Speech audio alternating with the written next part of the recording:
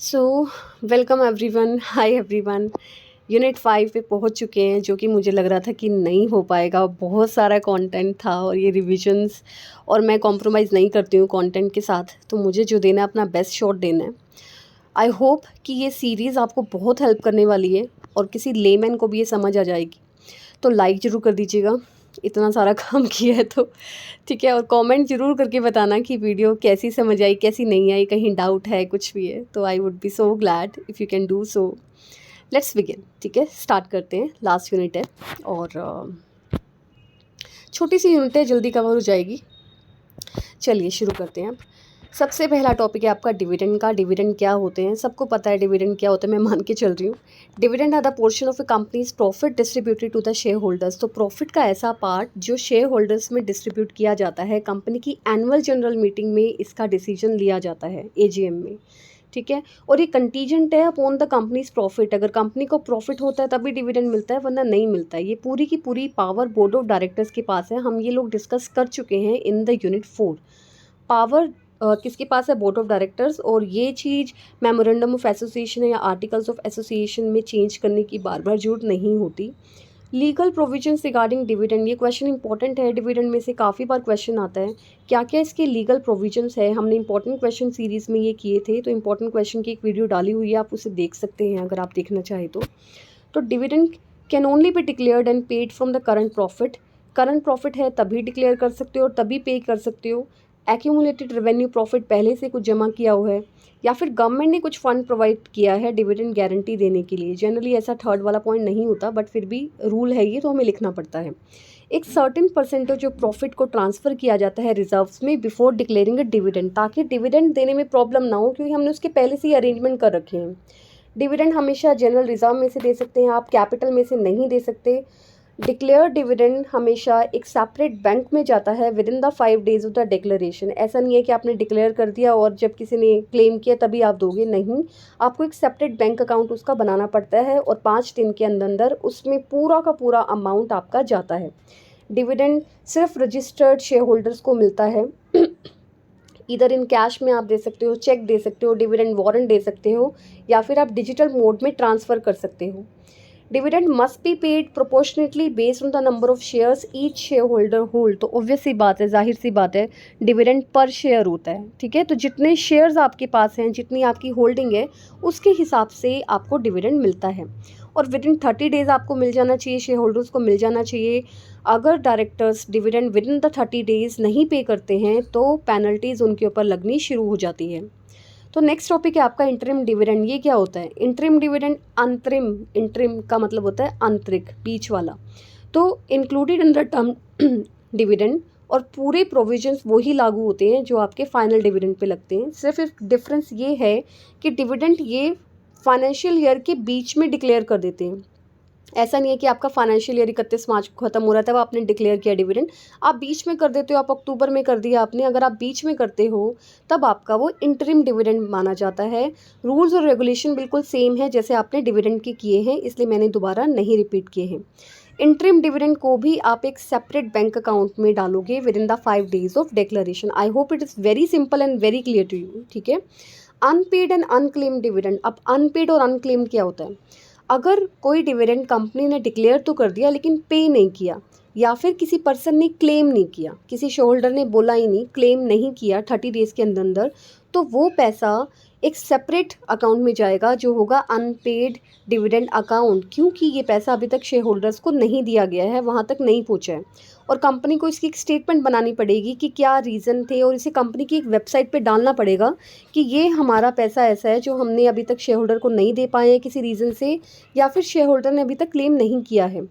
अगर company default करती है अनपेड और अनक्लेम डिविडेंड को देने में, तो कंपनी को 12% इंटरेस्ट रेट के हिसाब से ये अनपेड अमाउंट फिर देना पड़ता है ऐड ऑन करके। अगर अनपेड डिविडेंड अकाउंट में जो डिविडेंड अमाउंट है वो अनक्लेम्ड रह जाता है फॉर द 7 ईयर्स। अब अनक्लेम्ड का मतलब समझो। फॉर एग्जांपल कंपनी, मैं छोटा सा एग्जांपल दे रही हूँ, कंपनी का 2 लाख रुपए ऐसे है जो डिविडेंड का अनपेड था, अभी तक शेयर होल्डर्स को पे नहीं हुआ था। उसमें से 1 लाख तो चला गया। अनक्लेम अकाउंट में डालने के बाद, और 1 लाख अभी भी बचा हुआ है जिसके लिए शेयर होल्डर्स ने कुछ क्लेम नहीं किया, उन्होंने वो प्रोसेस ही नहीं कंप्लीट किया जिसके थ्रू वो डिविडेंड उनके अकाउंट में जा पाता। अगर वो 7 साल तक ऐसा ही रह जाता है then it has to be transfer to the investor education and protection fund में वो पैसा चला जाता है, क्योंकि ये कंपनी का पैसा नहीं है, ये शेयर धारकों का पैसा होता है। Failure to comply with this provision attracts fines for the companies and it officer. तो इसकी पेनल्टी लगती है बहुत ज़्यादा। कौन कौन सी पेनल्टीज़ होती हैं? सबसे पहला, अगर किसी डायरेक्टर को नोइंगली पता है और उसने डिफ़ॉल्ट किया है, क्यों? क्योंकि डिविडेंड का एक रूल होता है, अगर आपने एक बार डिविडेंड डिक्लेयर कर दिया ना तो कंपनी हैज़ टू पे। तो ये बहुत इंपॉर्टेंट डिसीजन है, आप उसको कैंसिल नहीं कर सकते, रिवोक नहीं कर सकते, पोस्टपोन नहीं कर सकते, ये तो आपको करना ही करना है। और हमने दिया था ना, वो एक क्लॉज किया था कि 5 डेज़ के अंदर अंदर तो आपको एक सेपरेट बैंक अकाउंट में डालना भी है वो। तो अगर आप नहीं करते हो तो इस तरह का डिफ़ॉल्ट माना जाता है, और 1000 रुपीज़ एवरी डे लगता है जब तक डिफ़ॉल्ट कंटिन्यू हो जाएगा, और 2 साल तक की जेल भी होती है, जो कि आपको इस टाइम कम अमाउंट लग रहा होगा ये, कि ये तो बहुत ही ज़्यादा कम है। साथ में company simple interest 18% per annum के हिसाब से पेमेंट फिल करती है, बाद में फुलफिल करती है। यहाँ तक ख़त्म हो गया हमारा डिविडेंड का टॉपिक। नेक्स्ट बचता है ऑडिट। ऑडिट क्या है? Audit is a systematic review of a company's transaction to ensure a true and fair view of its financial statement. ठीक है, तो कंपनी ऑडिट क्यों कराती है? ताकि फाइनेंशियल स्टेटमेंट में कितनी सच्चाई है, कितनी ट्रांसपेरेंसी है, उसका पता चल सके। तो ये एक इंडिपेंडेंट पार्टी के थ्रू किया जाता है अंडर कंपनीज एक्ट 2013। तो ऑडिटर्स की क्वालिफिकेशन क्या होनी चाहिए? सबसे पहले तो वो चार्टेड अकाउंटेंट होना चाहिए। इफ़ ए फर्म और LLP is appointed as an auditor, only those members who are chartered accountant can be signatories. अगर कंपनी किसी पर्सन को हायर ना करके किसी कंपनी को हायर करती है, LLP को हायर करती है, फर्म को हायर करती है, तो उनके मेंबर्स भी चार्टेड अकाउंटेंट होने चाहिए। Directly indirectly they should be being a chartered accountant. यहाँ क्वेश्चन आपका बनता है एग्जाम पॉइंट ऑफ व्यू से, डिस्क्वालिफिकेशन ऑफ ऑडिटर क्या है, किस किस तरह से वो डिस्क्वालीफाई हो जाता है। अगर तो body corporate except limited liability partnership registered under LLP act 2008, आप किसी कंपनी को ऑडिटर नहीं बना सकते, वो सिर्फ LLP होनी चाहिए या फिर कोई इंडिविजुअल होना चाहिए। अगर कंपनी का ही ऑफिसर आप लेके आ रहे हो या फिर कंपनी का एम्प्लॉई आपका ऑडिट कर रहा है, तो यहाँ पे डिस्क्वालिफिकेशन बनती है। तो कोई पर्सन एम्प्लॉय नहीं होना चाहिए, कंपनी से रिलेट करता नहीं होना चाहिए, उसकी कंपनी और उसकी सब्सिडरी में कोई इंटरेस्ट नहीं होना चाहिए, और owes an amount to the company और it's subsidiary in excess of 5 lakh rupees. अगर वो लेनदार है कंपनी का तो 5 लाख रुपए से ज़्यादा उसकी लेनदारी नहीं बननी चाहिए। और उसने गारंटी दी है अगर थर्ड पर्सन की इंडेटनेस की to the company for over 1 lakh रुपये। मान लो उसने किसी तीसरे पर्सन की गारंटी दे रखी है 1 लाख रुपए से ऊपर की, 2 लाख रुपए की गारंटी दे रखी है, तब भी वो डिस्क्वालीफाई हो जाएगा, तब भी वो कंपनी के लिए ऑडिट नहीं कर पाएगा। Next point is has a direct और इनडायरेक्ट बिजनेस रिलेशनशिप। उसका कंपनी के लेन देन के साथ कुछ डायरेक्ट या इनडायरेक्ट रिलेशनशिप है, तब भी वो ऑडिटर नहीं बन सकता है, चाहे वो चार्टर्ड अकाउंटेंट भी क्यों ना हो। KMP अगर है, की मैनेजरल पर्सनल में है, तब भी नहीं बन सकता। याद है की मैनेजरल पर्सनल क्या होता है? हमने यूनिट 4 में किया था। Whole time director, CEO, COO, CFO, manager, MD, whole time director, ये सारे के सारे आपके की मैनेजरल पर्सनल में आते हैं। Is employed full time elsewhere or part of the firm auditing more than 20 companies. अगर वो 20 कंपनी से ज़्यादा कंपनीज का ऑडिट ऑलरेडी कर रहा है, फुल टाइम कर रहा है या पार्ट टाइम कर रहा है, तब भी वो डिस्क्वालीफाई हो जाता है। या फिर उसने कोई फ्रॉड किया हो और 10 साल से वो इस कन्विक्शन में फंसा हुआ है, तब भी वो डिस्क्वालीफाई होगा। इस केस में भी वो कंपनी का ऑडिट नहीं कर सकता। क्लियर है यहाँ तक? ठीक है, मैं एज्यूम कर रही हूँ आप लोग यस बोल रहे हो। Next is appointment of auditor. Auditor को अपॉइंट कैसे किया जाता है? तो फर्स्ट एनुअल जनरल मीटिंग में ऑडिटर को अपॉइंट किया जाता है। Auditor remain in the office from their appointment date till the end of the 6th AGM। अब यहाँ कंफ्यूज नहीं होना, और मुझे पता है ये बहुत ज़्यादा बोरिंग टॉपिक होने वाला है, लेकिन इसको थोड़ा सा समझो। एग्जाम में ये क्वेश्चन आएंगे तो आपको एज इट इज़ लिखने हैं। अगर आप कुछ भी उल्टी पुल्टी खिचड़ी पकाओगे ना, आपके मार्क्स चले जाएंगे। ये चीज़ ऐसी होती है। तो सबसे पहली बात मैंने क्या बताई अभी आपको कि ऑडिटर की जो अपॉइंटमेंट होती है वो फर्स्ट AGM में कर दी जाती है। ऑडिटर अपने ऑफिस में रहेगा from their appointment date till the end of the 6th AGM, यानी कि उसकी नियुक्ति 5 साल के लिए की जा रही है, सिंपल शब्दों में। Second, a listed company can not appoint or reappoint an individual auditor for more than 1 term of 5 consecutive years and an audit firm for more than 2 terms of 5 consecutive years. Don't get bored, मैं समझा रही हूँ, इसको ध्यान से सुनो। एक listed company एक इंडिविजुअल ऑडिटर को 5 साल से ज़्यादा नहीं अपॉइंट कर सकती, तो वो 5 साल के लिए ही उसका कार्यकाल है कंपनी में। लेकिन अगर कंपनी ने किसी फर्म को हायर किया है या फिर एलएलपी को हायर किया है, तो वो उसे 10 साल के लिए अपॉइंट कर सकती है, मतलब 5 साल के बाद उसे रीअपॉइंट कर सकती है। क्लियर हो गया? The company should ensure rotation of auditing partner and their team during the appointment. और रोटेशन होते रहते हैं ऑडिटर्स के, तो ये भी कंपनी कर सकती है। और इसकी प्रोसेस क्या होती है? सबसे पहले तो ऑडिटर को बताएगी कि आपकी अपॉइंटमेंट हो गई है, उससे कंसेंट लेगी, क्वालिफिकेशन सर्टिफिकेट मांगेगी, उसकी रिकमेंडेशन लेगी, अप्रूव कराएगी उसे फर्स्ट बोर्ड मीटिंग में, क्योंकि ऑब्वियसली आप हमने पढ़ा है अभी तक यूनिट 4 में भी कि ऑर्डिनरी रेजोल्यूशन आप पास करते हो इसके लिए। और ऑडिटर को इंटीमेट करेगी, रजिस्ट्रार ऑफ कंपनीज को भी फाइल करेगी एक फॉर्म ADT 1 में विद इन द 15 डेज। तो ये हो गया आपका ऑडिटर की selection process. Now auditor rotation. अब रोटेशन कैसे होती है? First one, the audit committee recommends the next auditor or in its absence the board of directors does. तो ऑडिट कमिटी डिसाइड करती है कि नेक्स्ट ऑडिटर कौन होगा। The next term auditor can not be associated with the current auditor. तो जो next term वाला audit, term का मतलब जो 5 साल 5 साल 5 साल जिसकी हम बात कर रहे हैं, ऑब्वियसली आपने एक ऑडिटर को रखा 5 साल के लिए, जब उसका टर्म खत्म हो जाएगा तो आप दूसरा ऑडिटर बुलाओगे। तो जो नेक्स्ट टर्म ऑडिटर होगा वो करंट ऑडिटर के साथ एसोसिएट नहीं होना चाहिए। Any break within the continuous tenure of 5 year is considered rotation. अगर उसका 5 साल के बीच में कोई भी ब्रेक आता है तो उसे रोटेशन माना जाएगा। If A partner of the current audit firm retires and joins another audit firm, both firms become ineligible for reappointment after the current tenure. अगर आपका जो करंट ऑडिट फर्म का पार्टनर है अगर वो रिटायर हो जाता है या फिर उसने दूसरी फर्म ज्वाइन कर ली, तब भी आप उसे रीअपॉइंटमेंट या फिर रोटेशन में नहीं ला पाओगे। ऑडिटर को रिमूव कैसे किया जाता है? स्पेशल नोटिस के थ्रू ड्यूरिंग द AGM। अब ये ना क्लियर कर लो लाइन अच्छे से कि ये जो रेजोल्यूशन हमने 3 रेजोल्यूशन किए थे, याद है? बोल के बताओ जल्दी जल्दी 3 रेजोल्यूशन कौन से हैं? सबसे पहला बोलो, ordinary resolution, second is special resolution and third is resolution by special notice. तो ऑडिटर को हटाया जा सकता है सिर्फ स्पेशल नोटिस विद रेजोल्यूशन से। ठीक है, तो स्पेशल नोटिस आपको देना पड़ता है to appoint a new auditor. Copy आपको भेजनी पड़ती है रिटायरिंग ऑडिटर को भी, और रिटायरिंग ऑडिटर को एक चांस दिया जाता है ताकि वो अपने आप को रिप्रेजेंट कर सके। तो पेनल्टीज़ क्या क्या बनती है? अगर ऑडिटर रिमूवल रूल्स को अच्छे से नहीं फॉलो किया गया और इसे वॉयलेट किया गया तो 5,000 रुपीज़ या फिर equal amount of the auditor remuneration जो भी कम होगा वो एक कंपनी के ऊपर फाइन लग जाता है, और अपर लिमिट इसकी हमेशा 5 लाख तक रहती है। और फाइनल ऑर्डर बाय ट्रिब्यूनल, अगर ऑडिटर गिल्टी निकलता है, कुछ फ्रॉड करते हुए पकड़ा जाता है, तो ट्रिब्यूनल अपने आप ही उस कंपनी के ऑडिटर्स को रिप्लेस कर सकती है।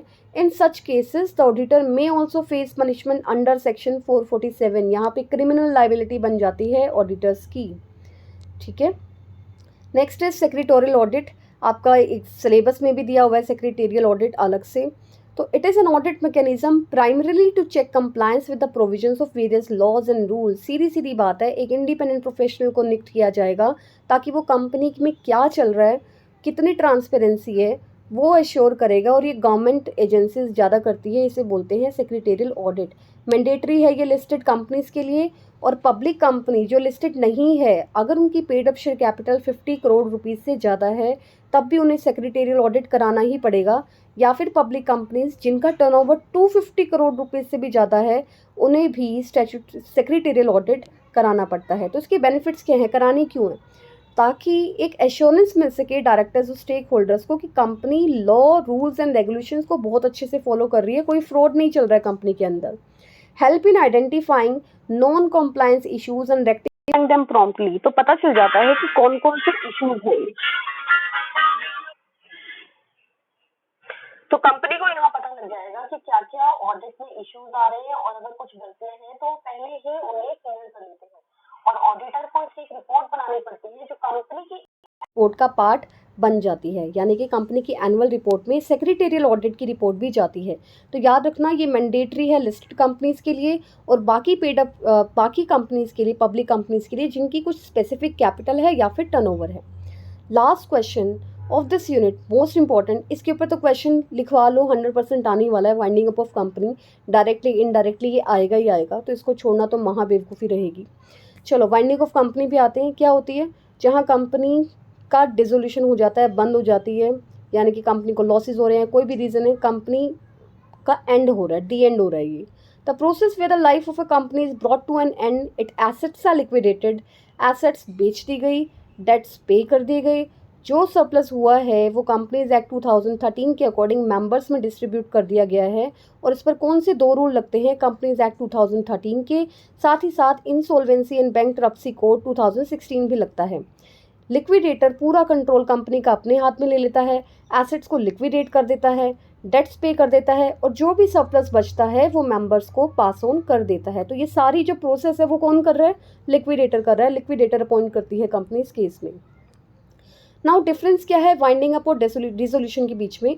वाइंडिंग अप एक प्रायर स्टेज है, पहले शुरू होती है, डिसोल्यूशन फाइनल स्टेज हो जाती है।